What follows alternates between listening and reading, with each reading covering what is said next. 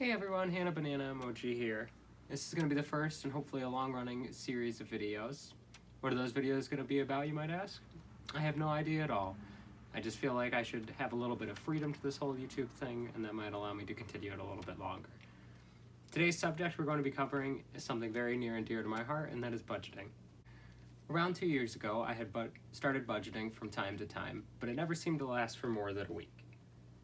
But there are a few things that happened in 2018 that caused my opinions on budgeting to change dramatically.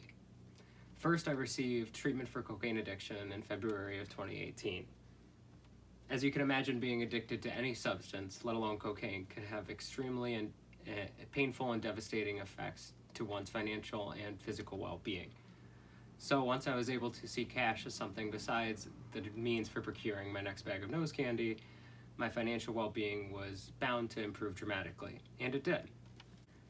Now, creating a more stable and cocaine-free life wasn't the only change to come through from 2018 for me by far.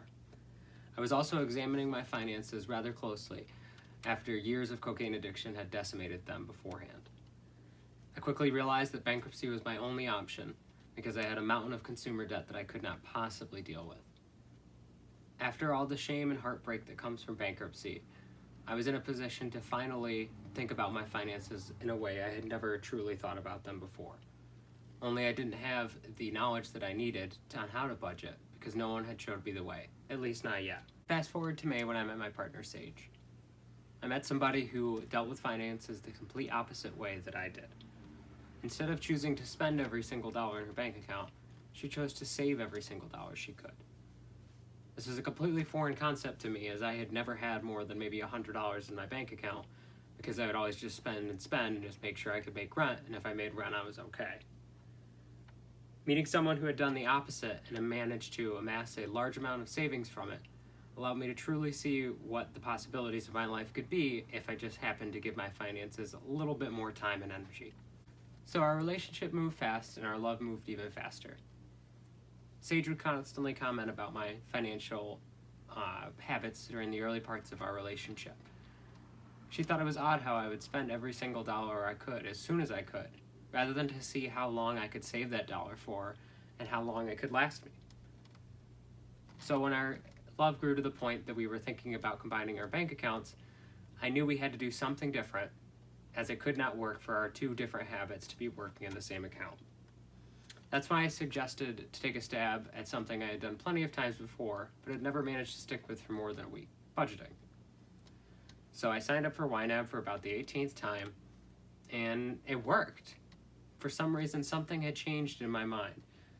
I was not only completing the tasks I needed to do the budget, but I was enjoying them at the same time. It allowed me a certain sense of financial freedom that I had never had in any moment prior in my life. I was no longer scared about money. I actually enjoyed thinking about where it was going to take me in the future. The simple 4 rules that YNAB provided gave me the building blocks for my financial future. Fast forward 2 years to today, and I am much more secure about my finances and feel in a good place moving forward. And even though my income has not really changed over those 2 years, my attitude about money has changed dramatically. It's what has allowed me to feel rich while still being below the middle class line and having what most people consider as not a lot of money. By sharing this video with everyone, I hope that I can inspire people to think positively about the way they handle finances and challenge the way that they think about them currently. So if you want to hear more about the ways I personally handle YNAB and my own investments in the stock market, let me know by leaving a like or comment on this video. And if you enjoyed everything you saw today and you like listening to my voice rant on about stuff, maybe consider subscribing. That's all I've got time for today. Stay positive out there.